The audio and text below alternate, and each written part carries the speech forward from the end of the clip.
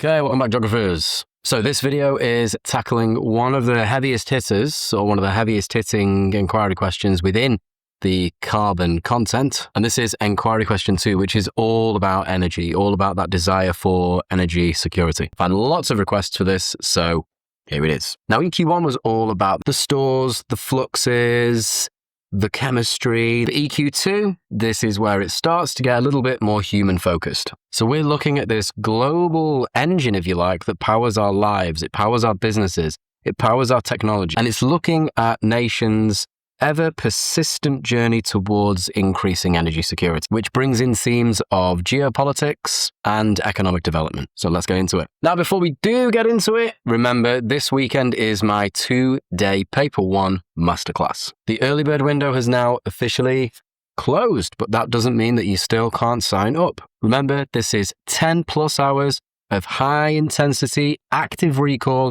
across all of the modules: tectonics, coasts, water, and carbon. And this 2-day masterclass, $24.99, less than the price of a takeaway. So the link is in my bio. Nice and simple. If you're keen, click on it, sign yourself up, and I'll see you on Saturday and Sunday. Pretty exciting news. I've got an app. There it is.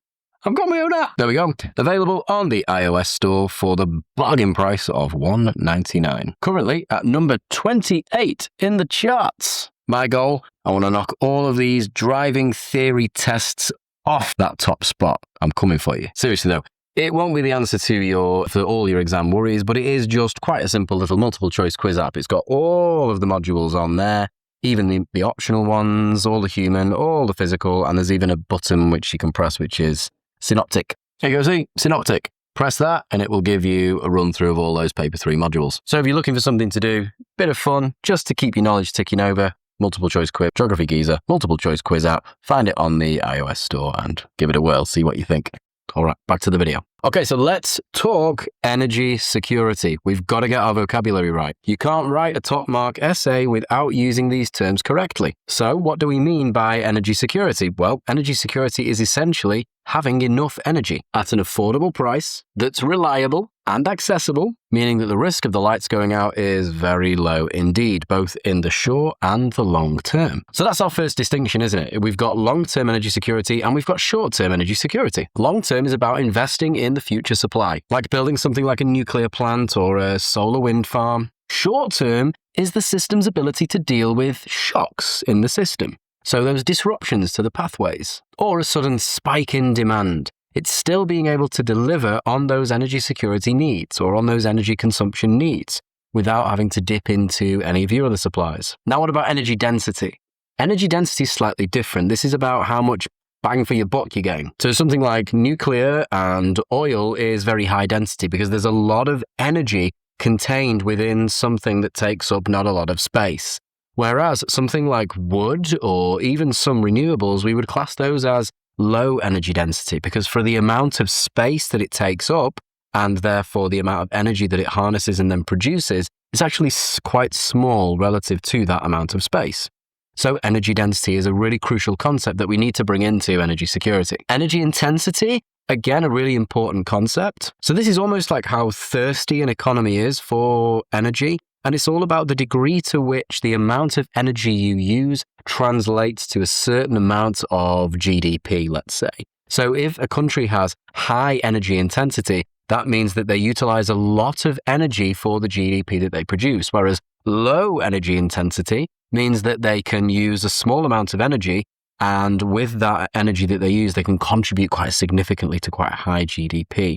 So ideally, you would want there to be a low energy intensity. And that's why a lot of developed economies, certainly the more developed economies in places like Europe, will start to have a lower energy intensity as they start to move past that manufacturing phase. We've then got primary versus secondary energy. Primary is like the raw stuff and it will usually generate heat. So it's things like coal. And secondary energy is kind of what we use that primary energy to convert to electricity. So electricity is very much our secondary energy source. We've then finally got domestic versus foreign energy. Ultimately, the distinction here is, are you digging it up yourself within your own nation state, and that is your energy, or are you reliant on a foreign supply, which is imported energy?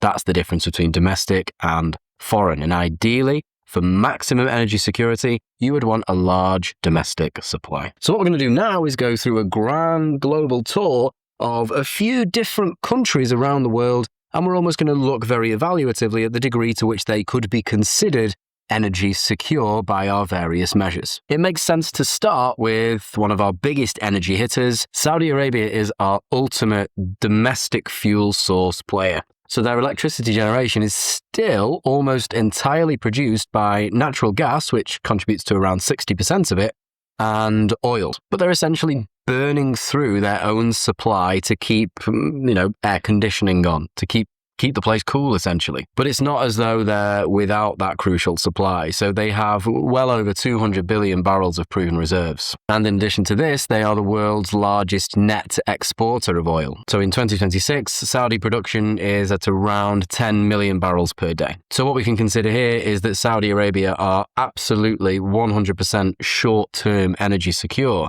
And you could also say that because of the vastness of their supply, that they could also be long-term secure because they've got a very energy-dense energy source at shallow surface, a kind of shallow depth beneath the surface in easily accessible locations, meaning that they could carry on burning that fossil fuel supply for, around 200 years. But then we can be evaluative of this, because what about the longer-term supply? They are what we would call mono-resource dependent. And in a world that's increasingly pushing different nation states towards using more renewables, this can kind of put them in a tricky political situation. What if the world stops buying oil? Their economy might well collapse. So they're currently in a sprint to diversify towards 2030 as part of their Vision 2030. And they've just hit a huge milestone of being able to produce 10 gigawatts of solar-powered electricity. And they're aiming for 50% renewables by 2030. Big incentive, because for every barrel of oil that they don't burn, they can sell it off to the global economy for over $80 a barrel. So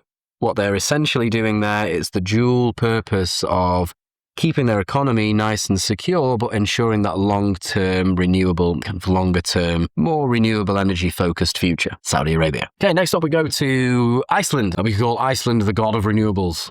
So 100% of their electricity grid is powered by renewable energies. It breaks down to around 68% hydropower and 32% geothermal. The advantage of relying on both of these as renewable sources is that they are not intermittent supplies. Problem with something like wind and solar is that they're intermittent. The wind doesn't always blow, the sun doesn't always shine. Yeah?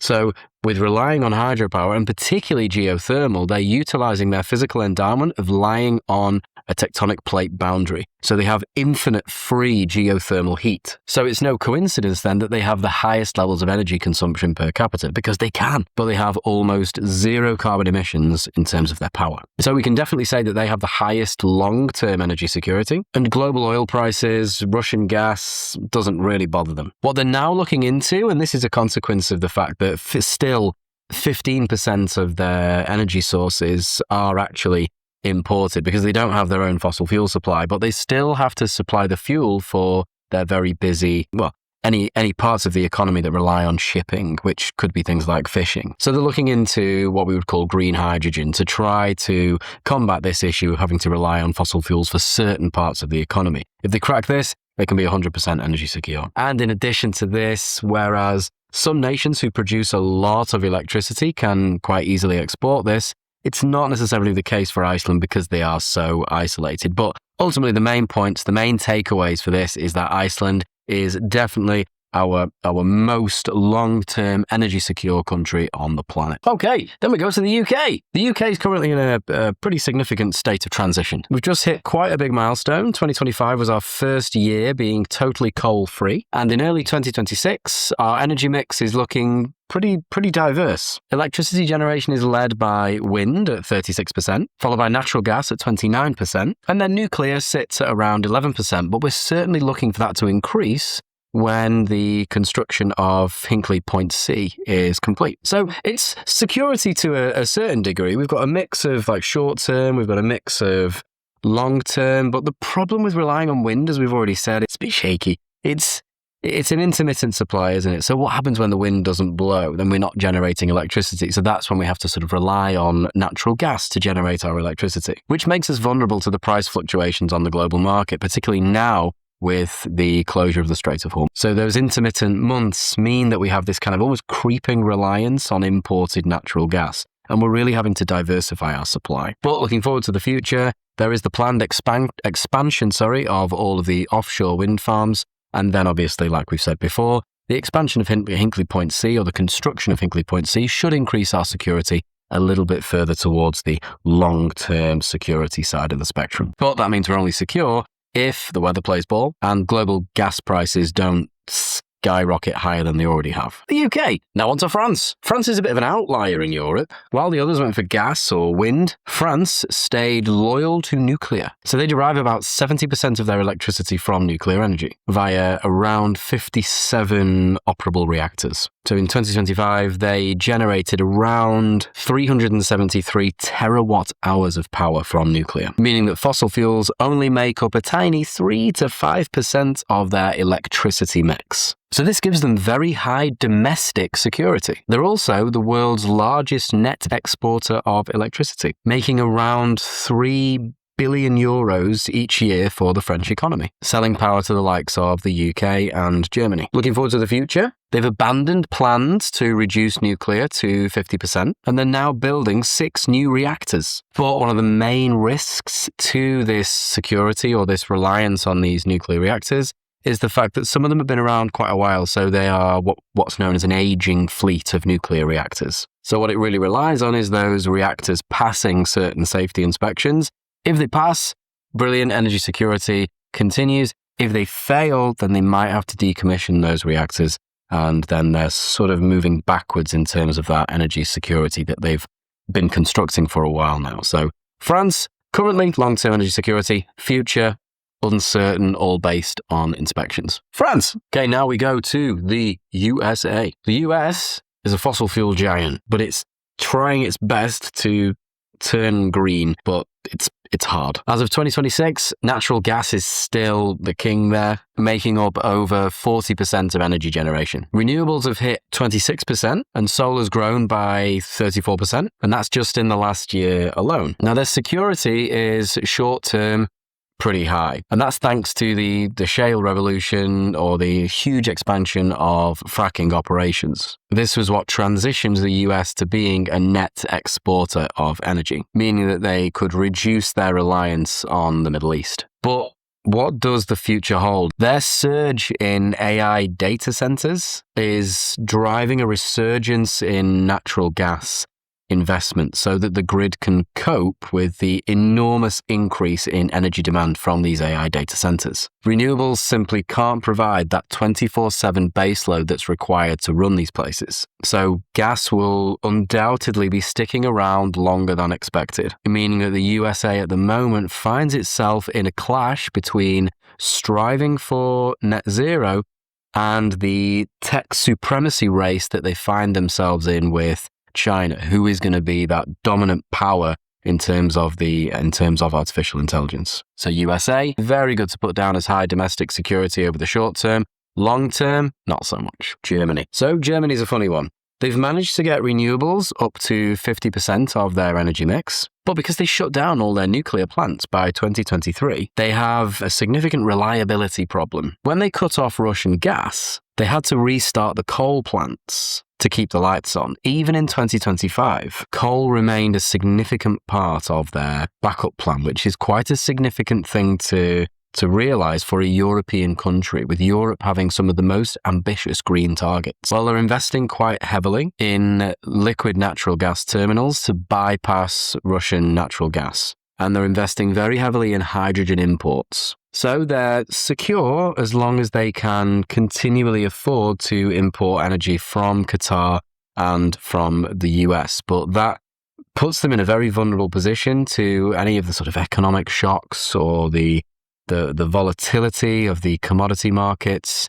It really does put them in a very, very tricky position. So Germany can go down on our list as one of the least, I would say, certainly one of the least short-term energy secure countries, to a certain degree long-term, but they're more focusing on that long-term, those future investments. But on, as we've already established, a renewable source that struggles with intermittency, which is wind. So Germany, you can put down as that cautionary tale. And then finally, we've got China. China's somewhat of a Contradiction. They burn more coal than anyone. Yet they also build more solar power than anyone else combined. It still provides 58% of overall generation, and it just comes back to that idea that fossil fuels are just more energy dense. And in China, it's essential because coal is the only thing that can handle the massive demands that are created by the industrial sector. But we can see China's playing a long-term game. They don't just want the energy, they want to own the energy. They're using it as a way to grow their economy. It's another string to their bow, if you like. So currently they control 80% of the global solar supply chain. So clean energy industries now drive 90% of China's investment growth. So their security can come from supply chain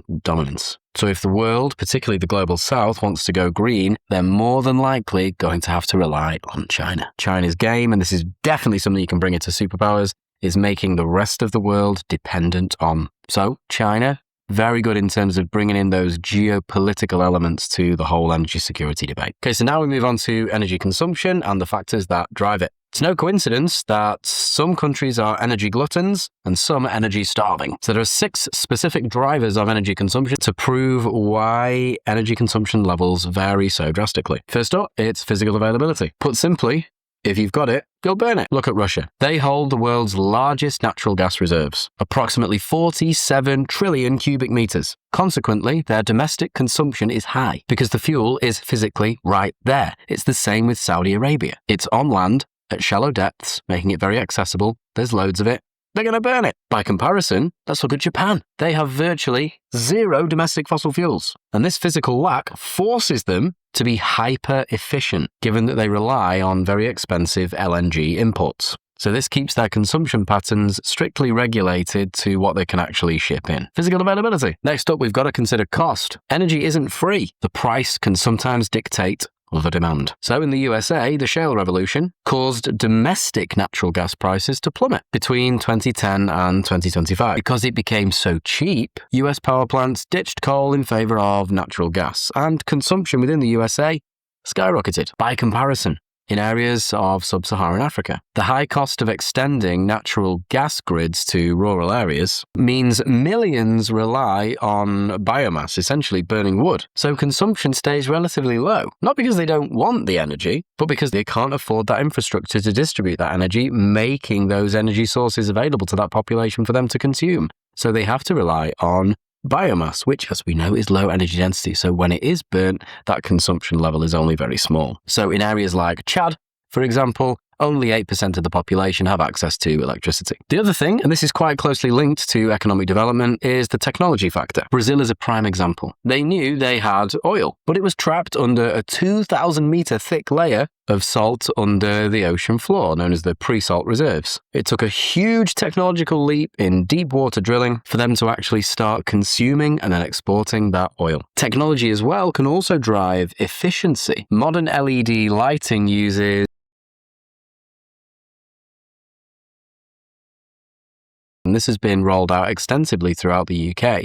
So it's this kind of technology point about technology can lead to increases in consumption, but technology can also lead to decreases in consumption, particularly if it's efficiency technology. So our GDP has been allowed to grow whilst our energy consumption levels have actually started to decrease. But once again, this is not always the case, and this is where we can bring in what's called the Jevons paradox. Now, the Jevons paradox talks about the fact that increases in efficiency don't necessarily always lead to decreases in consumption. Sometimes increases in efficiency can lead to even more consumption. So look that up as a kind of higher level evaluative theory. I'm not going to go into too much detail in this video. Next up, we have public perception. Best case study you can use for this is Japan post-2011 Fukushima disaster. Public fear was so high that they shut down all 54 of their nuclear reactors. They had to pivot back to coal and natural gas, causing their carbon emissions to spike, of course,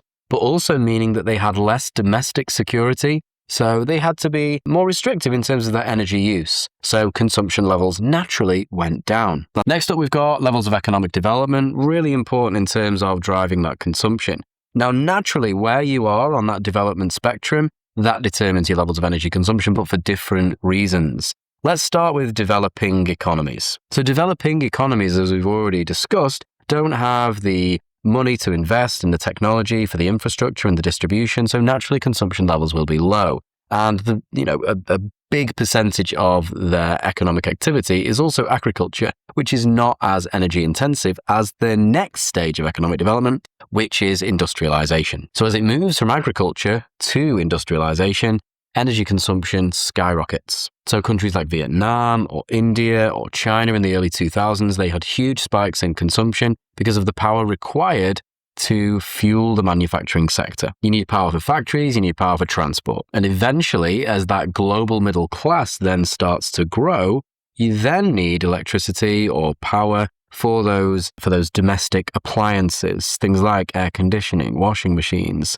So as incomes grow and they become consumers, energy demand spikes too from the consumer side, not just the producer side. But then once we get to levels of economic development that are higher, we then start to see more of a diverse energy mix and more transitions towards renewables, long-term energy security. And that can mean that the consumption remains, relatively high, but alongside that, we've increased the efficiency of that technology as well. So for the amount of energy that we need to create or for our appliances, maybe we don't need as much energy to power those because of those investments in energy efficient technologies. So where you are on the development spectrum, chances are if you are here, right in the middle as an emerging economy, that is where we're going to have the highest levels of energy consumption from production, but also consumption because of that growing global middle class. Then finally, we have environmental priorities. So is the government thinking about the next 5 years or are they thinking about the next 50? Germany made a conscious decision to prioritize the environment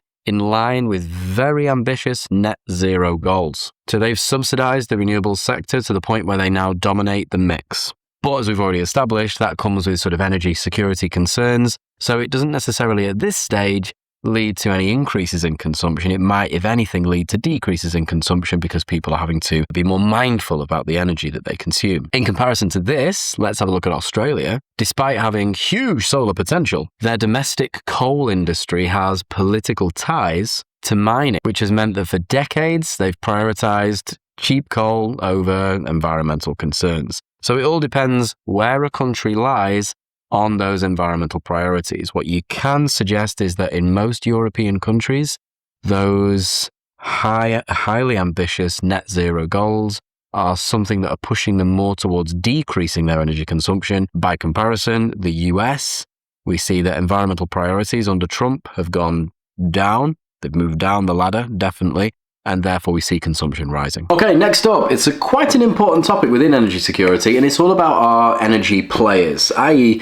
the people, the organizations that are important in moving energy from that supply side to the consumption side, and then there's that transportation in between. So you go supply, transport, and consumption. But you also need to show how they can exercise power over those pathways and almost, to a certain degree, use them as geopolitical leverage. First key player that we look at is TNCs. Now you could suggest that TNCs are arguably probably the most important key player along that energy pathway, if you like. They don't necessarily own the oil, because ownership of the natural resources tends to be with the national governments or the nation states, but they do have the finances to explore, extract, and refine all of those fossil fuel resources that then become part of other nations' energy security. So without the TNCs, arguably, would we have that supply in the first place without the technologies that they possess? So in 2025, your big 5 oil TNCs reported combined profits of over 150 billion. Then they can use this enormous capital to then reinvest into further infrastructure projects that will further facilitate the extraction of those fossil fuels. If we're summarizing what TNCs can contribute, it's they basically facilitate the entire pathway. But this again is where we can start to be a little bit more evaluative, because we have the difference, don't we, between public TNCs and we have state-led TNCs as well that are owned by national governments. So unlike Shell, their goal is not necessarily just profit, it's geopolitical power. So think about your big titans like Saudi Aramco, Gazprom from Russia. So Saudi Aramco could be considered the world's most powerful or world's most valuable fossil fuel producing company, controlling roughly around 260 billion barrels of oil reserves. Then let's look at Gazprom. They control the physical pipelines to Europe, like the now infamous Nord Stream. So by turning a valve in Moscow, they can effectively impact the energy security of an entire continent. So this energy is now being used as a diplomatic weapon. So that's your state-run TNCs. Then, of course, we can look at OPEC. You can understand these to be like the price setters, if you like. OPEC stands for the Organization of Petroleum Exporting Countries. This is a cartel of around 12 to 13 nations that coordinate to control the global supply of these petroleum-based products, mainly oil. So OPEC members control around 80% of the world's proven oil reserves. Now, by agreeing to production cuts or production surpluses, they can force the global price of a barrel up or down. So in 2024 to 2026, the OPEC Plus alliance, which includes Russia, has been crucial in keeping the price per barrel at around $80 to $90. And this basically prevents the market from crashing. So it keeps it nice and profitable, but it also keeps those prices at a point that they can remain affordable for people. So it essentially maintains that market. So that's OPEC. Then we have national governments. So national governments, we've already seen that they can obviously own large TNCs, but they can be considered the regulators, if you like. So they decide on the taxes, the subsidies, and also the climate targets. So they will very much determine the degree to which a country even adopts fossil fuel energies. So let's look at the EU. So the EU's Fit for 55 legislation is a government-led mandate to reduce emissions by 55% by 2030. This forces the energy players to stop investing in coal and start building things like wind farms. Now, other ways that countries can act, they can deploy their militaries to secure certain pathways.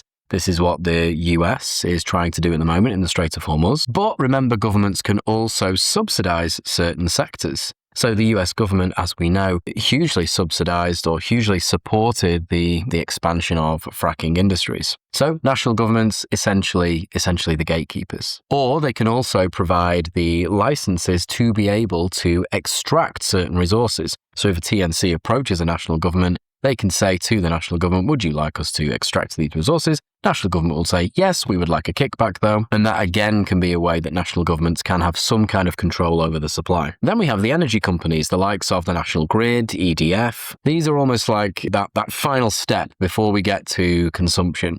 So we've already considered TNCs, haven't we? We've already considered national governments. That transportation part of the pathway is a vital step, isn't it? Yeah, so TNCs normally run the companies TNCs normally are the companies that allow energy to flow along these lines of transmission, if you like. So whether it be a pipeline, whether it be an LNG vessel or an oil tanker, that is the pathway. So again, it takes significant sums of money, the likes of which only TNCs really have. National governments are the ones that allow these resources to either pass through their nation states or allow these resources to be distributed within the nation state. But the energy companies, they're the ones that, I guess, kind of refine and harness that energy source and distribute it to consumers in a way that they can consume effectively. So a lot of your energy companies deal with the distribution of electricity to various households. So that's why companies like EDF become really important here at the consumption end. So ultimately managing that secondary energy conversion. Then finally, we're on to consumers, and the consumers are the ones that drive the demand. That's essentially us. It's us and it's big industry as well. So you can again put TNCs this end, and they feature, don't they, at every point on that pathway. But essentially our demand is the only reason that other players exist. So let's have a look at 2026. Consumer power is seen through the widespread expansion of electric vehicles. As millions of us switch from petrol to electric, we're forcing TNCs to, like BP, to transform into integrated energy companies that build things like charging stations rather than just petrol stations. So in many respects, we are determining the direction of that pathway. Okay, so that's your main players and where they feature on that pathway. So ultimately, these players are all obsessed with these pathways. Now, this pathway is how energy moves from where there is, I guess, an abundance in terms of that supply to where there is a deficit. And you can often term that as a mismatch. So it will run along those pipelines. It will be transported by those shipping vessels, along those transmission cables, to where it's needed most. But this is where we come on to the next part of EQ2, which is about our mismatches in supply and demand when it comes to energy. Ultimately, it comes down to physical geography endowment in a lot of cases. So if you look at a map of where resources are versus where people are, it's a bit of a mess. This is where we've got our spatial mismatch. And in many respects, it defines global politics. So let's break it down by fuel type. So we'll first look at coal. Now, this is where we have the least mismatches in terms of that supply and demand. Coal is relatively quite cheap. And there's a lot of countries around the world that actually have their own supply of coal. So it makes more sense for them to mine their own supply of coal than to spend lots of money importing it from other countries. So let's consider places like China and India. China produces and consumes over 4 billion tons of coal annually. So they have an abundant supply, but they also utilize a lot of that supply as well. Now,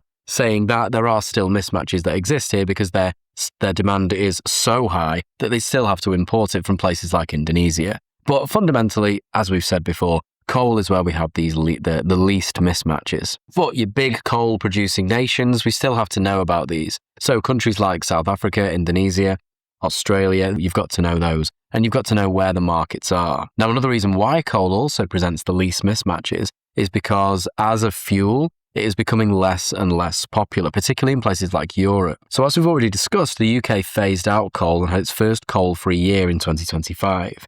Other nations around Europe are attempting to do the same. And so too is China, in many respects. The issue with coal is that it's one of the dirtiest fossil fuels. So as well as getting fuel and as well as releasing CO2 into the atmosphere, you also release particulates into the atmosphere as well. And that can lead to respiratory conditions, and it can lead to reductions in life expectancy. So it's one of those where the demand is decreasing, but the supply is also relatively accessible, particularly to developing countries that are going through those stages of modernization. So coal, least mismatches. Oil, this is where we see the most mismatches. Firstly, it's the lifeblood of the transportation sector.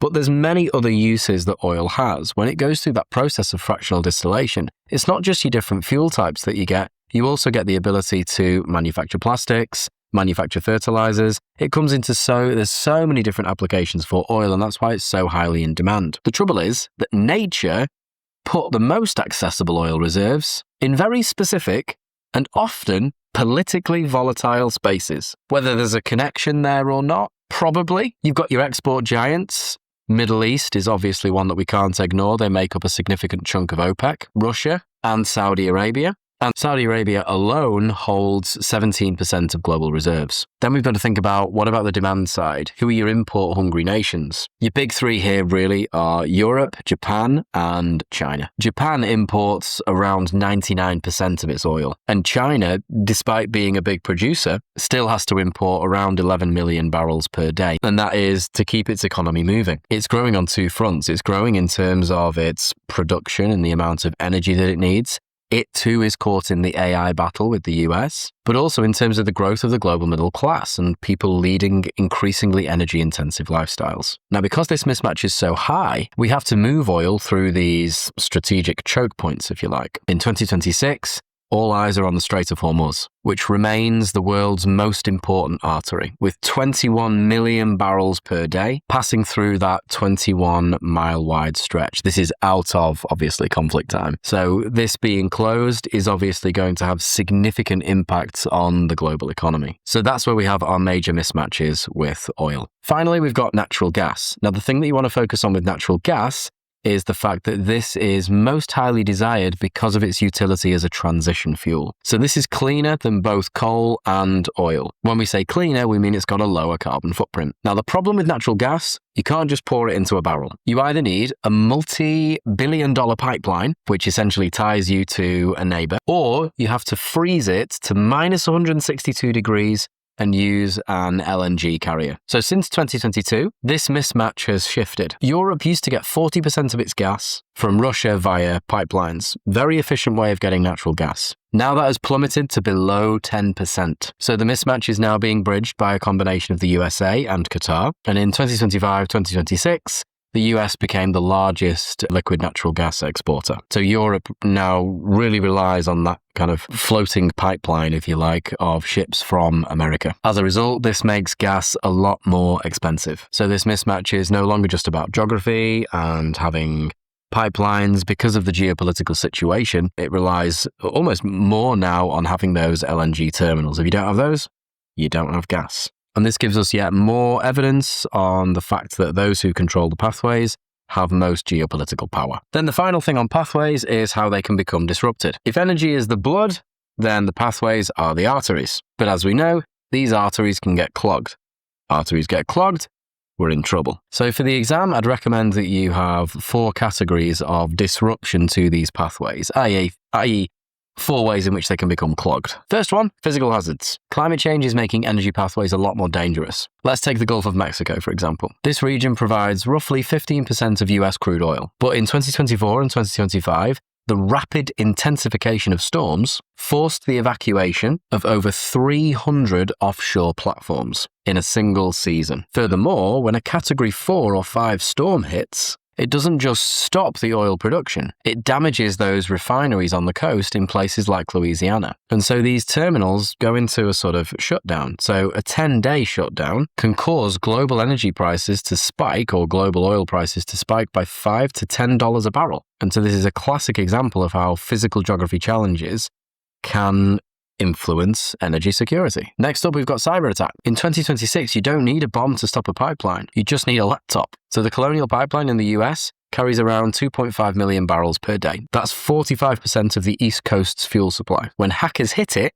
panic buying ensued, which caused 10,000 gas stations to run dry within 48 hours. So this proves that pathways are not just pipes, they're also data flows as well. So if that software is hacked, that resource stays in the ground. Next up, we've got those geopolitical choke points that we've already mentioned a few times tonight, and these are like your bottlenecks in terms of those supplies. So a choke point is a narrow channel that's essential for global trade, but is also very easy to block. The big one that we've talked about is the Strait of Hormuz. It's a 21-mile strip between Oman and Iran, and it's the world's most important energy gateway. As of 2026, over 21 million barrels per day, about 21% of global consumption, passes through here. So this Strait of Hormuz is currently operating at less than optimal capacity, at a fraction of the capacity that we've seen throughout 2025. And experts estimate that the price of oil could escalate to around $250 a barrel, worst case scenario. So this will have widespread impacts on numerous supply chains. So all eyes are being kept on that Strait of Hormuz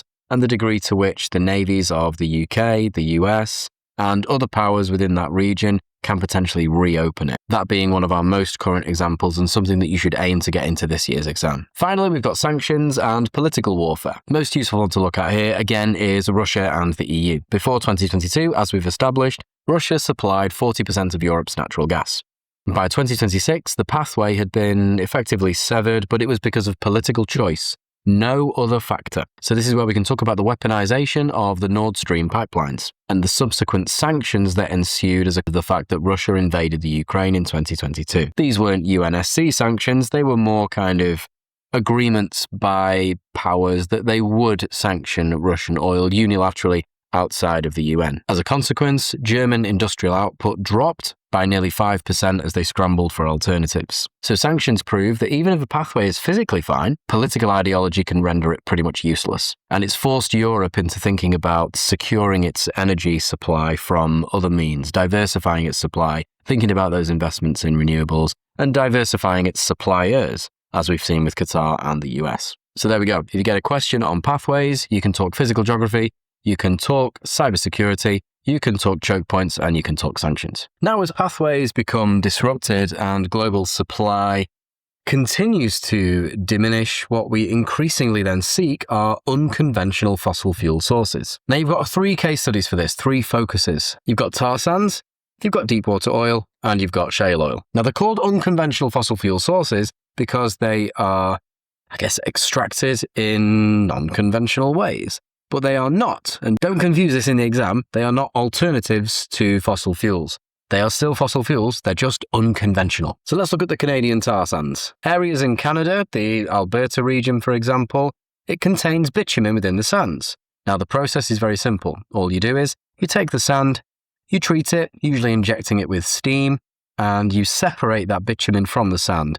Then it's obviously refined into a usable oil product. But it's arguably one of the most destructive industrial projects on the planet. So it takes roughly 2 tons of sand and huge amounts of energy-heated water to produce this oil. Now, it's got some benefits, certainly socioeconomic benefits. It's the backbone of the Canadian economy. In 2025 and 26, oil sands accounted for around $100 billion worth of Canadian GDP and supported nearly 400,000 jobs, giving it enormous amounts of energy security and reducing that reliance on the Middle East. However, it's a little bit of an environmental nightmare. It caused deforestation of over 2,000 kilometers squared of boreal forest, and the greenhouse gas emissions are 3 to 5 times higher than with conventional fossil fuels. In addition to this, producing oil from tar sands also produces what we call tailings. And so we have huge lakes of toxic sludge. Now, in addition to this, we've got the fact that there are certain tensions with First Nations groups in Canada because there are some overlaps with what is considered indigenous lands. So we also have those cultural conflicts as well. So essentially, socioeconomic benefits, but environmental nightmares. Then we move on to Brazil's deepwater oil. Brazil essentially struck gold, but it's buried under 2 miles of ocean and nearly 2 miles of salt. So what they had to engage in was deepwater extraction. Petrobras, which is Brazil's state oil company, uses robotic submarines and platforms that are, you could call them engineering marvels. And what they're able to do is they're able to extract these reserves, and it's hugely increased Brazil's energy security and their energy exportation capacity as well. So these pre-salt fields, like the Lula fields, have turned Brazil into a top 10 oil producer. And in 2026, they hit around 3.4 million barrels per day. And this revenue is legally earmarked for education and healthcare. However, there are environmental costs as well. If you've ever seen the film Deepwater Horizon, the risk of a spill at the depths that they're operating at is pretty terrifying. If a leak occurs, the pressure is so high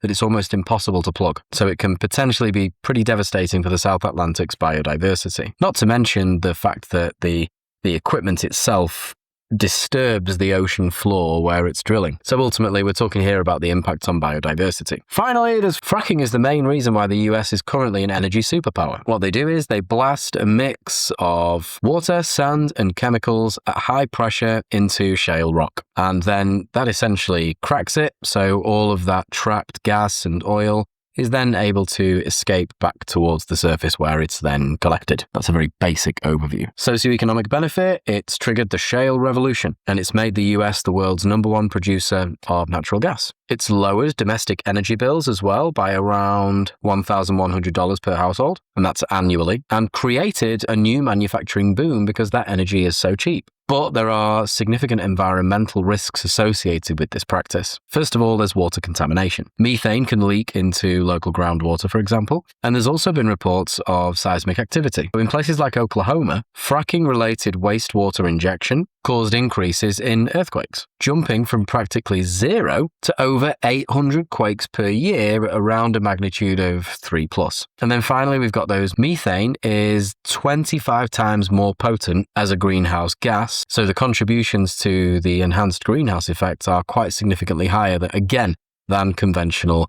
fossil fuel production. So what's the verdict? Are they worth it? If you're judging it based on energy security and contributions to GDP, yes, worth it. But if your values are more climate and ecology based, then it's a big fat no. So in your exam, you can use this really clever term. It's called environmental externality. And it's the idea that the price of oil doesn't include the cost of damage to local environments. So that is the unconventional problem. Okay, and then finally, we move on to key idea 6.6. So we've got all these concerns, haven't we, with fossil fuels? We've got all these concerns with unconventional fossil fuels. So what's the answer?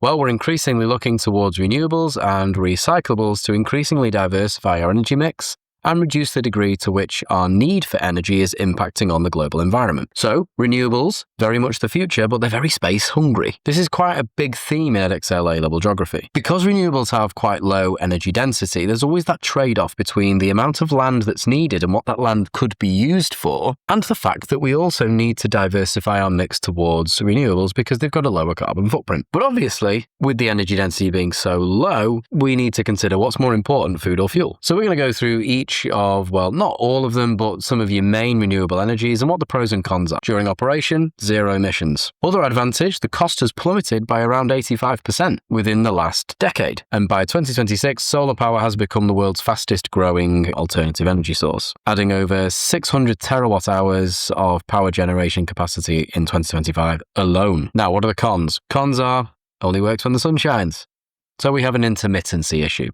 So it wouldn't necessarily get a tick in terms of that reliability. In addition to this, it requires huge amounts of land, and that land could be used for agriculture and for the production of food. So a large-scale solar farm requires roughly, it can be anywhere between 10 to 100 times more land than a gas plant would take to produce the same energy. So naturally then, we do get this land use conflict. Now, in terms of the potential, if we consider India, they're building the Kavdar Renewable Energy Park in Gujarat. When it's finished, it's going to cover 726 square kilometers. And that's nearly the size of Singapore. 30 gigawatts of power, considering the amount of land that takes up. So obviously we've got to consider, yes, lots of potential, low cost, takes up a lot of land for the amount of energy it produces. Where it really does have potential is in what we're calling the mini-grid revolution. So in places like Nigeria and DRC, solar isn't just about these giant farms. It's about mini-grids. And these are localized solar and battery systems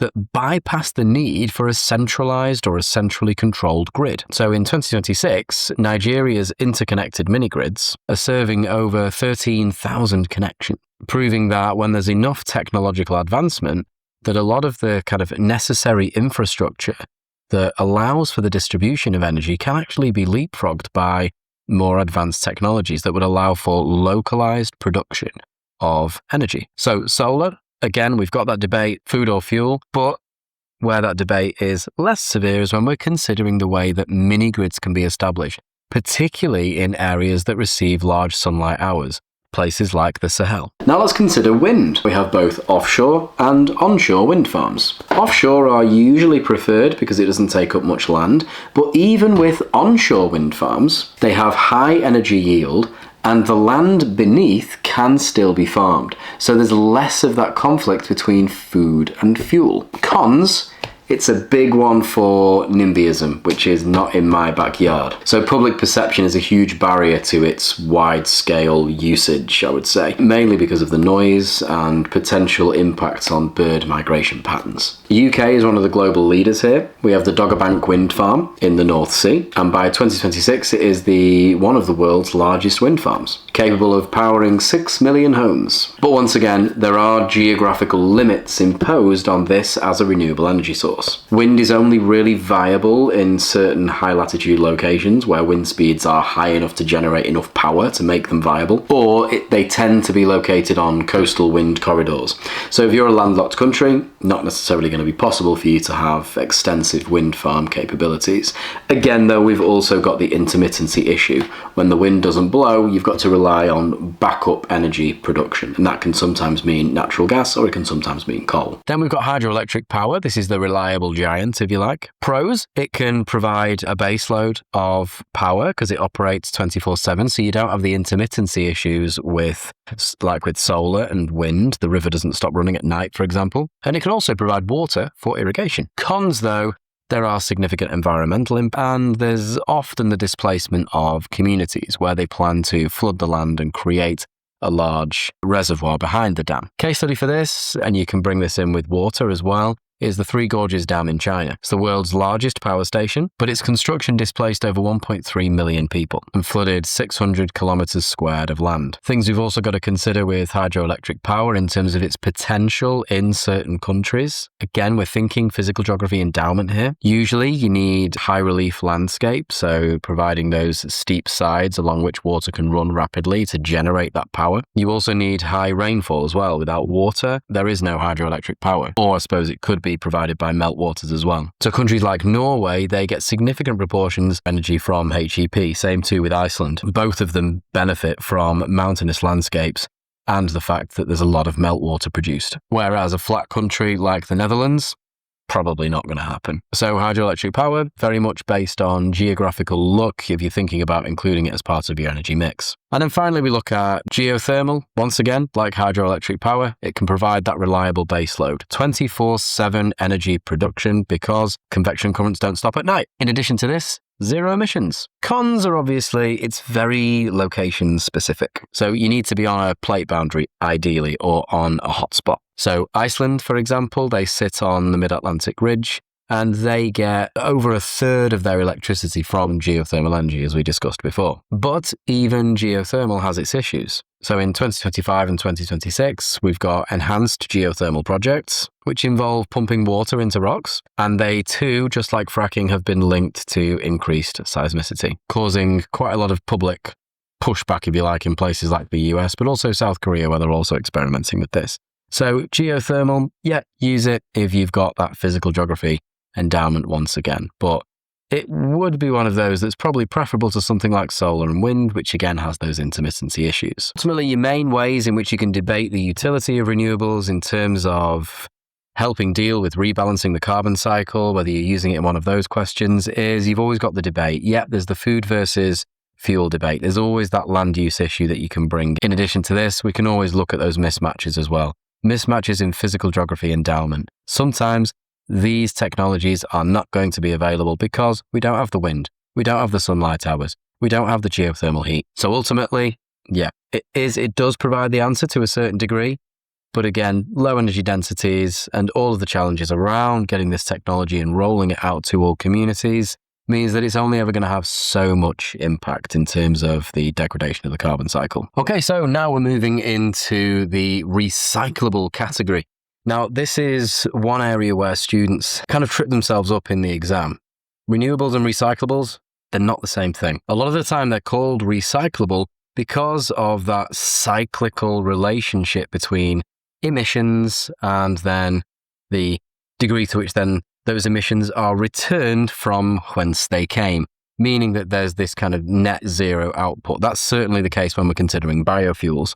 That's not just biofuels, we're also considering nuclear. It's called recyclable because you can take the waste from that nuclear reaction and put it right through again, and it will continue to generate energy. So nuclear power, recyclable energy, offers probably our best opportunity to provide, a zero emissions, technically speaking, while in operation, zero emissions energy-dense energy source. Pros, it can provide that kind of base load power, as we've discussed before with renewables like HEP and geothermal. So that means a 24/7 style of energy generation, and it can be considered the second largest low carbon energy source globally. And it's very land efficient. This is a significant pro as opposed to the renewable technologies. A typical 1,000 megawatt power station needs just 1 square mile of land. Compare that to the solar farm in India. So to get the same amount of power from wind, you'd need 360 times that amount of land. And for solar, you'd need 75 times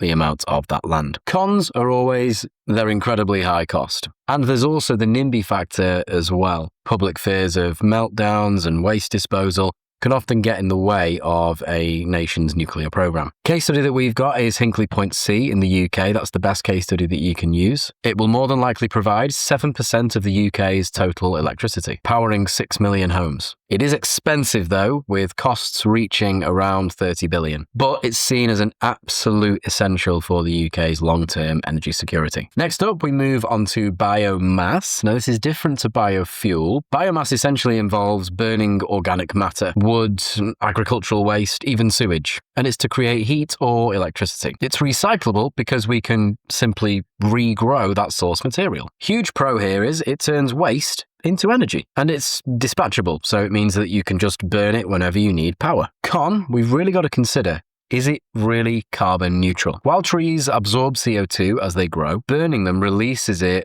all at once. So it's there's a mismatch in terms of the rates that we're considering here. So if we don't replant fast enough and net primary productivity doesn't take place at a rate that counters how quickly we're burning that and releasing that CO2 into the atmosphere, it becomes a net carbon source, particularly when we consider it over short-term timescales. So we need a case study, and that is where we can come to the Drax power station in the UK. It was once the UK's biggest coal plant, but since decommissioning coal, it now burns wood pellets. And Drax is now piloting BECCS. This stands for Bioenergy with Carbon Capture and Storage. So if they can capture that CO2 from burning the wood, they actually create more of that kind of neutral cycle, if you like, which kind of decreases the degree to which the rate at which we're burning these pellets could make it not carbon neutral, if you see what I mean. And then we move from biomass to biofuels. And this is almost the liquid alternative to your kind of wood pellets, if you like. Biofuels are specifically for transport. We turn crops like sugarcane into ethanol to replace petrol, or biodiesel to replace diesel. One of the huge positives here is that you can reduce the reliance on foreign imports of petroleum. Cons, we can always bring it back to the food versus fuel debate. So using fertile land to grow fuel, is this really something that's going to be popular with a lot of communities? Your two main case studies here, we've got the US and we've got Brazil. In the US, they rely on corn ethanol. And in 2026, nearly 40% of all corn production was diverted to ethanol production. So this has linked the price of a bushel of corn to the barrel of oil. So when oil prices spike, so too do food prices. In addition to this, there's also the environmental negative associated with the growth of these, what we need to be very high yield crops to make as much fuel as possible. If we're looking to increase yields as much as possible, we'll use fertilizers. What can happen, as we know, is that fertilizers can be leached during a heavy rainfall event, and they can make their way into standing bodies of water, and then eutrophication ensues, which means we get decreased biodiversity in that standing body of water because it creates a dead zone. This is becoming a particular issue when we've got the conversion of grasslands to produce biofuels. So not only are we losing that really valuable carbon store in those grassland areas, we're also creating a carbon source from those standing bodies of water because eutrophication will lead to the increase in methane release. In Brazil, they rely on sugarcane ethanol. Brazil's very much the green leader here. Over 90% of new cars sold in Brazil are what we'd call flex fuel. Sugarcane ethanol tends to be more efficient than corn as well. And in Brazil, they've managed to reduce greenhouse gas emissions by 80%. Trouble is, there is an environmental cost here, and this again brings up that question about just how green biofuels actually are. In Brazil, the expansion of these sugarcane plantations is pushing cattle ranches further and further into the Amazon, requiring deforestation. So it's essentially almost outsourced deforestation, if you like. And when we have deforestation, obviously, we're pushing the Amazon closer and closer to that point where it ceases to become a carbon sink and then becomes a carbon source. Lots of the Amazon is at risk of becoming savanna, and that's because of the practices of deforestation. Because remember, with deforestation, we reduce biotic pumping, we reduce the generation of rainfall.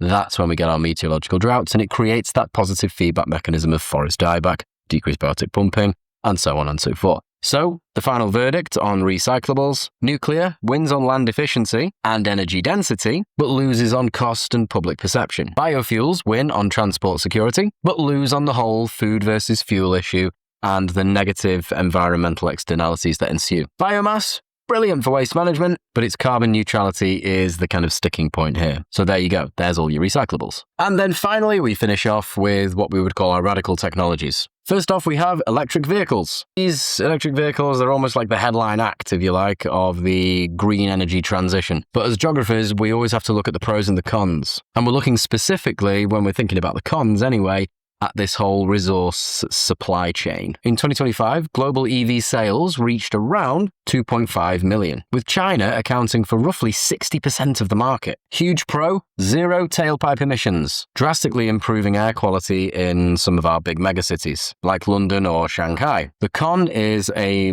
resource intensity crisis. Building an electric vehicle requires 6 times the amount of minerals required to build a normal car. So a single EV battery requires 8 kilograms of lithium, 35 kilograms of nickel, and 20 kilograms of manganese, not to mention probably needs a little bit of cobalt as well. Most of the world's cobalt is in the DRC, and this often involves child labor in extremely hazardous conditions without any protective equipment. So we're essentially trading carbon emissions for child exploitation. Furthermore, the funding that's generated or the revenue that's generated from this activity, it's highly likely that a lot of that revenue is going towards the civil war. And the DRC has been in a civil war for the last 3 decades, so you know for a fact there will be social consequences associated with that civil war as well. In addition to this, there's a little bit of a grid problem.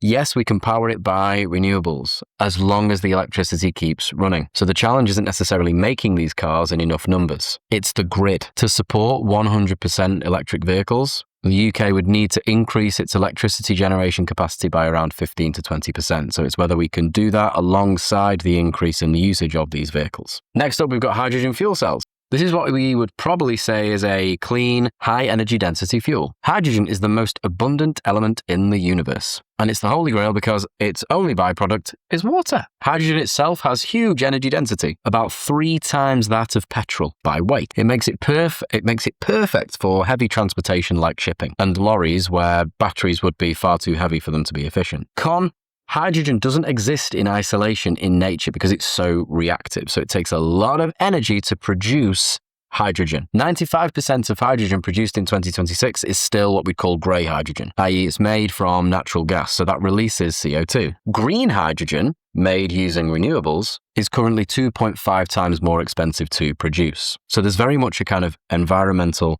cost-benefit analysis kind of debate going on here. Case study we can look at is Japan's hydrogen society. So Japan is betting pretty big on this technology to solve its energy security issues. They've invested over 15 billion into hydrogen infrastructure, aiming at having 800,000 hydrogen vehicles on the road by the late 2020s. So remains to be seen whether they can achieve that and whether this is something that can be scaled up around the world. What we do have to think about as well, though, is yes, water is a byproduct and it's not necessarily always associated with the same, it's not got the same negative connotations as CO2 and methane, but it is at the end of the day still a greenhouse gas.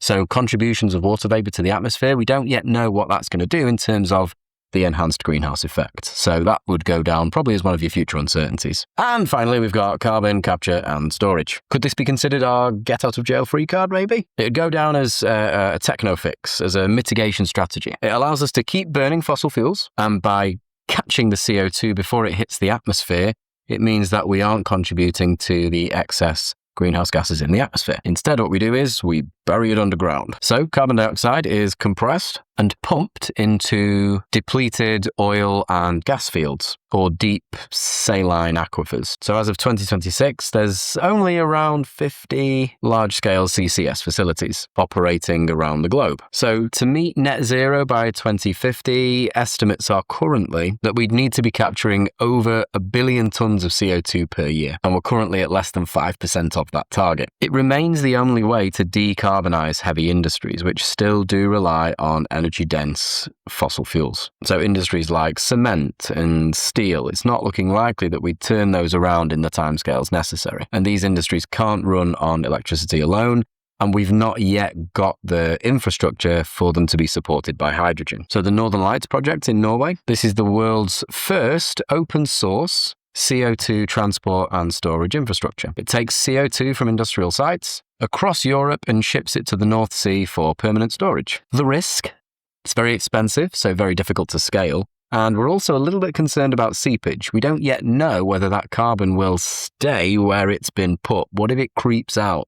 And then suddenly we have this enormous carbon shock, where all of the carbon we've tried to store suddenly makes its way into the atmosphere at a very rapid rate and then climate catastrophe. We just don't know. It is essentially just kicking the climate problem down the road for a few generations, and then we'll let them deal with it. So, verdict on this, not too sure whether carbon capture and storage is the answer to all those solutions. But what is the answer? We can always come back to this idea of stabilization wedge theory, which is something to look up before you go into the exam, certainly something to look up before you go into paper 3, which is the idea that we're never going to solve the climate problem with just one radical technology. It takes a number of different radical technologies stacked up on top of each other to potentially solve this problem. So never just rely on one. You've always got issues with scalability. So there we go. That's it. That's your EQ2 overview. Probably not going to get time to do EQ3 before this set of exams, but if you are doing the exams in 2027 and you are watching this now in preparation for those 2027 exams, look out for the EQ3 video. Thank you very much.